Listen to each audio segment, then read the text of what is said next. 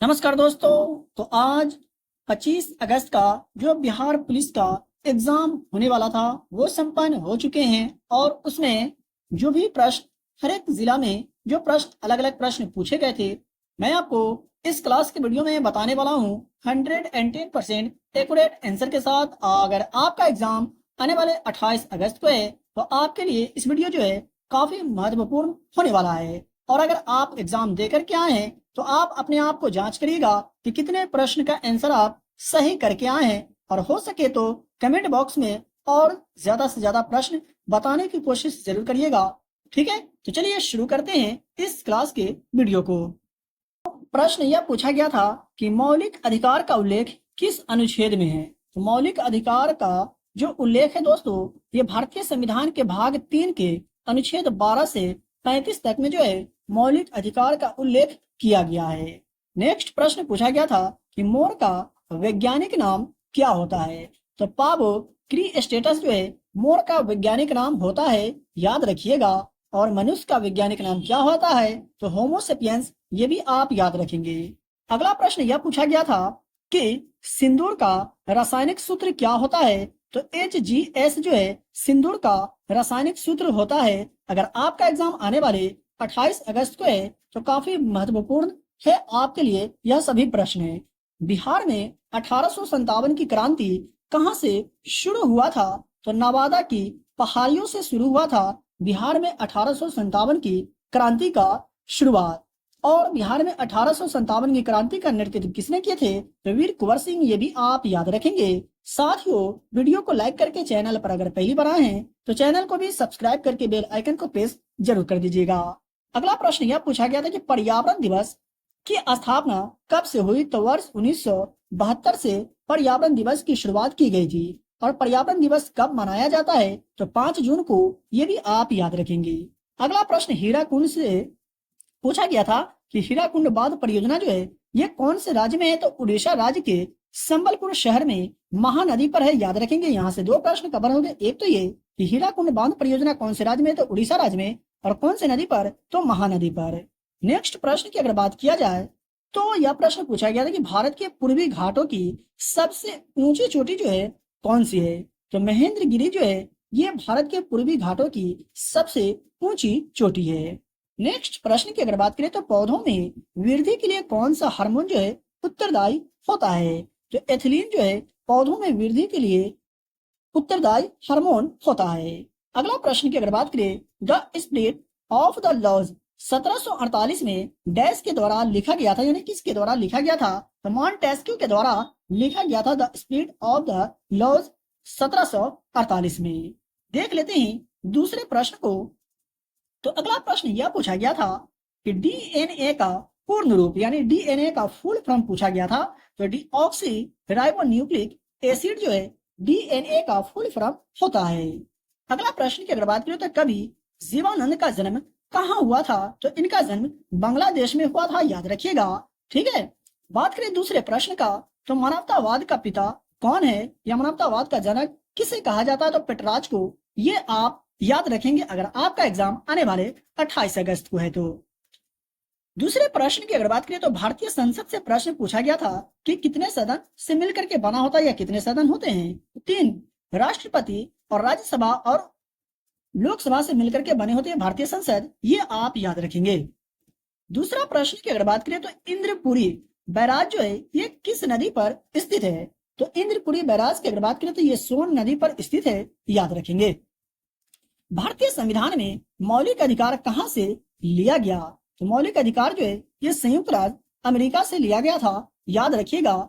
अनुच्छेद से संबंधित प्रश्न और कौन से देश से कौन सा प्रावधान लिए गए हैं इनसे तो हर शिफ्ट में प्रश्न पूछे जा रहे थे, इसलिए आप देख करके याद करके ही जाइएगा।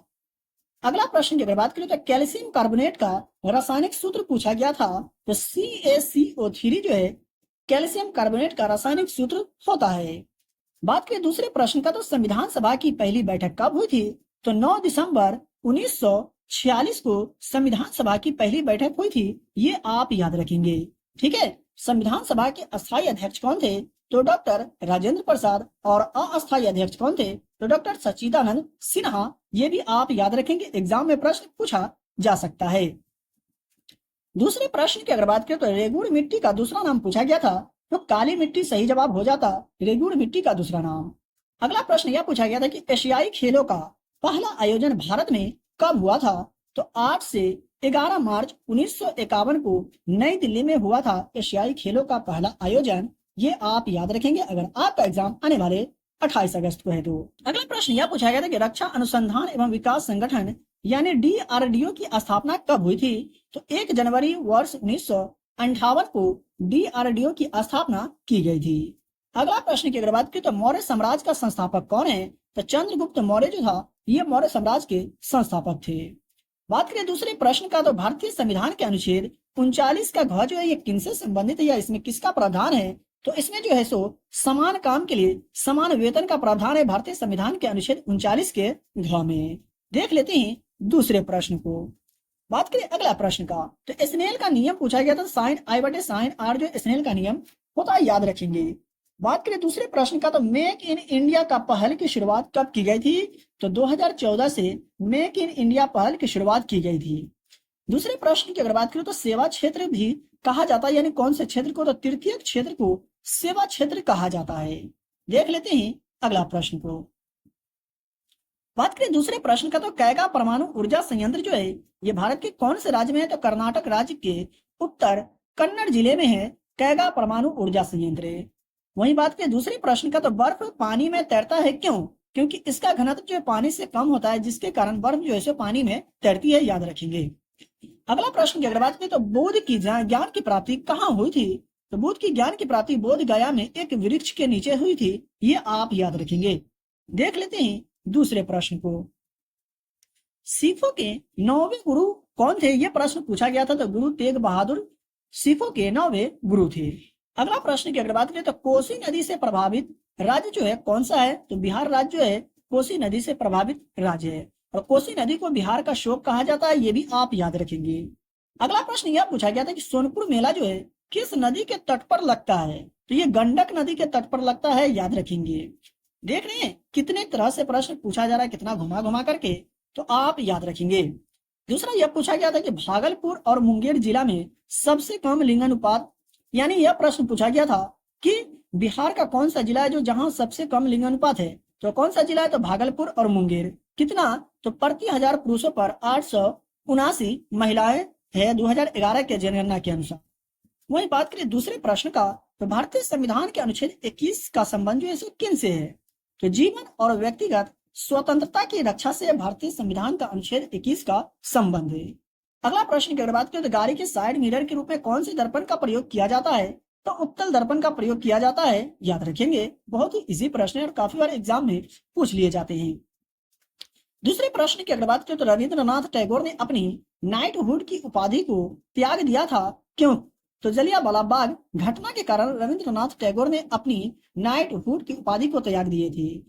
और बात करें अधिक जानकारी की जलियांवाला बाग हत्याकांड कब हुआ, तो 13 अप्रैल 1919 में। तो साथियों अगर आपको सेशन पसंद आया हो तो वीडियो को लाइक करें और चैनल पर पहली बार विजिट करें तो प्लीज चैनल को सब्सक्राइब करके बेल आइकन को प्रेस करें और इस वीडियो को अपने उन दोस्तों के साथ शेयर जरूर करें जिनका एग्जाम आने वाले 28 अगस्त को है।